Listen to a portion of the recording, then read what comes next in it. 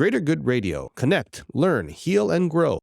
What's your thought on that? Having that many kids, how are you managing this? How does it play into your life and your business and so on? So there's a couple of things. One is that Dwayne and I had very few agreements when we decided to spend the rest of our lives together. And one of the agreements was that if any child in our family needed a home or was going to be institutionalized, that they would be in our home.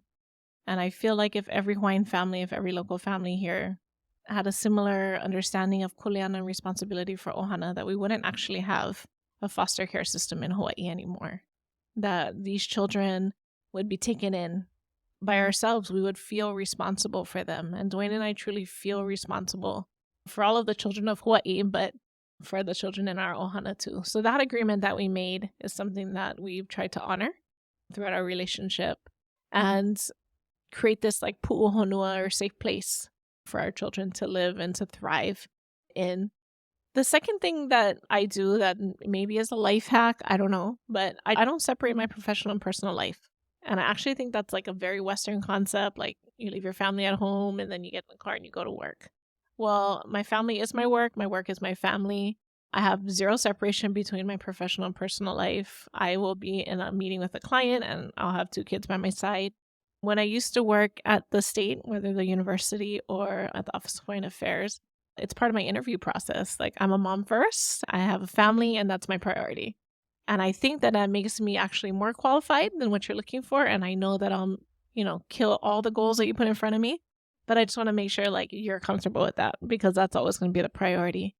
And I think redefining these understandings of work-life balance, right? Because people ask me all the time, how do you balance it all? And I'm like, well, it's just life, right? I'm, taking into account all the things that have to be done. Like this month alone in our family, we have 7 trips, right? 3 out of the country, 1 to Ko'olave, a couple to the continent.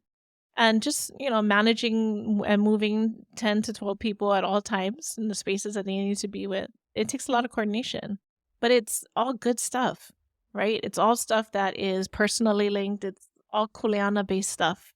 So it just happens, right? It just moves, energy moves through it. And so I think that's one life hack, if it resonates with anybody, that really you don't have to separate your professional and personal life. I think that's taught, that's actually put upon us.